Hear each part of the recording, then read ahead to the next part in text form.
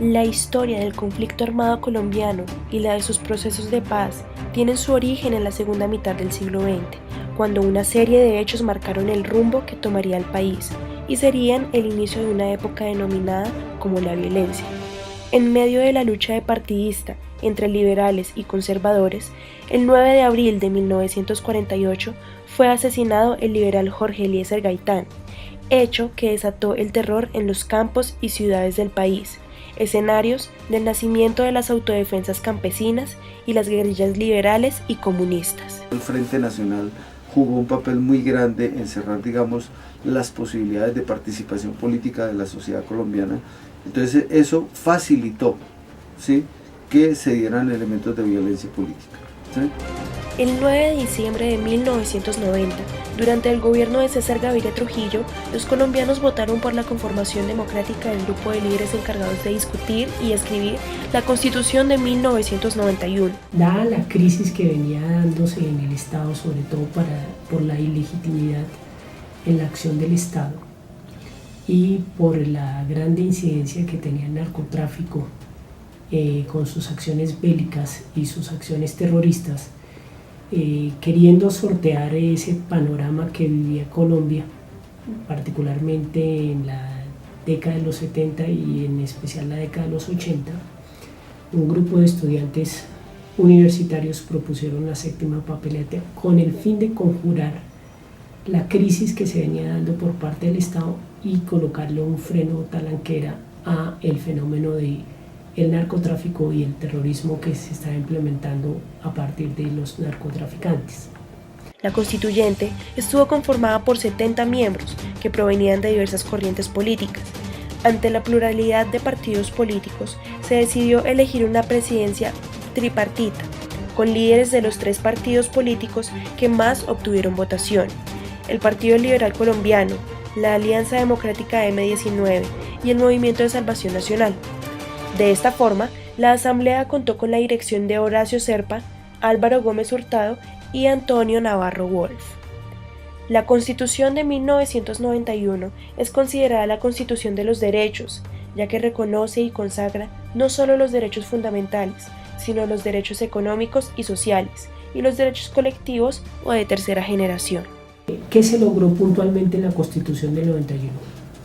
Incorporar como texto normativo el grueso componente de los derechos humanos, entendidos estos como los derechos fundamentales, los derechos económicos, sociales y culturales y los derechos colectivos y del medio ambiente, sobre el entendido que los derechos humanos se convertirían en el texto constitucional como principios rectores y principios que articularían la nueva configuración de Estado del nuevo país, y particularmente como principios hermenéuticos para interpretar el alcance y valor de la Constitución.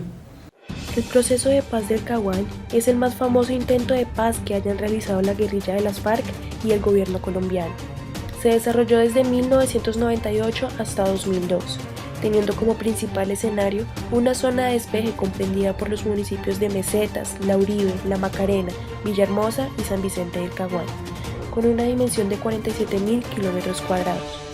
Inició a partir de un encuentro que sostuvo el presidente de la República para la época, Andrés Pastrana Arango, con el máximo dirigente de las FARC, Manuel Marulanda Vélez, en donde manifestaron sus intenciones de iniciar diálogos para lograr una salida negociada al conflicto armado en Colombia. Las FARC era una guerrilla en ese momento que tenía mucha influencia territorial. Tenía una unidad de mando, estaban muy cohesionados y tenía una base de poder como para hacer frente al ejército colombiano o al Estado colombiano. Hacia el año 1998, más o menos eran 17.000 hombres armados, 61 frentes, ejercían influencia en 622 municipios de Colombia y en 144 dominaban todo, no había presencia institucional. Sin embargo, y a pesar de las expectativas y esperanzas puestas en este proceso, el contexto en el que se desarrollaron las conversaciones en el Caguán siempre fue muy complejo y tenso. Primero, que eran muy abiertos, de que todo el mundo podía ir. Segundo, que las personas que estaban ahí de pronto no representaban a todos, una parte del gobierno, otra la FARC. Tercero, que se hablaba absolutamente de todo. Yo recuerdo que en el Caguán aquí se hablaba entre el presidente de la Bolsa de Valores de Nueva York y Tiro Fijo de cómo se evaluaba el dólar. no tenían absolutamente nada que hacer, ni el presidente de la Bolsa de Valores, ni mucho menos Tiro Fijo hablar de eso. Algunos de ellos se hicieron en Colombia, o donde casi que uno de ellos fue en Tlaxcala, en México, en donde la gente podía llegar y todo el mundo llegaba y opinaba y se echaba un discurso. Durante el gobierno de Álvaro Uribe Vélez se presentó la Política de Defensa y Seguridad Democrática. El documento oficial presentado por el presidente ante los ojos de los colombianos señalaba que era una política de Estado de largo plazo, que trazaba las líneas básicas de la seguridad democrática para proteger los derechos de los colombianos.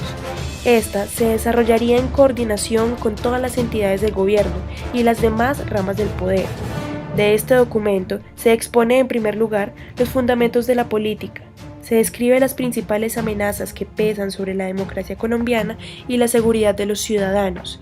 Enumera luego los objetivos estratégicos que fueron necesarios para alcanzar y contrarrestar las amenazas, y se desarrolló finalmente las líneas de acción que condujeron al cumplimiento de los objetivos. Es que es una vulgaridad, casi siempre que hay una guerra, quien paga los costos es la población civil. Pero es que aquí no había ninguna guerra, aquí eran los tipos matando a unos por otros por unos servicios que además no estaban matando ni siquiera al enemigo, ni la población civil que estaba en el fuego cruzado. Es la cosa más abominable, más horrorosa, más perversa que yo he escuchado dentro de lo que puede ser perverso el hombre. El 8 de octubre de 2012, en Oslo, Noruega, se realizó la instalación formal de las mesas de conversación. Se anunció que los gobiernos de Cuba y Noruega harían parte del proceso como garantes, mientras que los de Venezuela y Chile actuarían como acompañantes.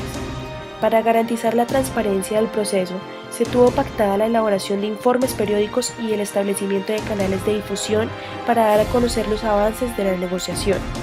El primero de los 6 puntos de negociación es la política de desarrollo agrario integral. El segundo trata de la participación política, las garantías para la oposición, en especial para los nuevos grupos que surjan del proceso, y medidas que garanticen y estimulen la participación ciudadana. El tercer punto se centra en el fin del conflicto, los acuerdos para el cese bilateral definitivo al fuego y de las hostilidades, dejación de armas y reincorporación a la vida civil por parte de las FARC y las garantías por parte del gobierno. El cuarto punto inquiere el tema de la solución al problema de las drogas ilícitas, la sustitución de los cultivos respectivos y la recuperación ambiental de zonas afectadas. En el quinto lugar, involucrando el resarcimiento de sus derechos, incluyendo el de la verdad.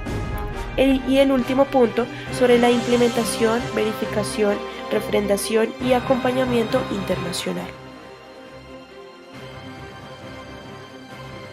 Este es un proceso que tiene un cronograma, una agenda, y que, como hemos venido viendo en los últimos meses, tiene resultados concretos.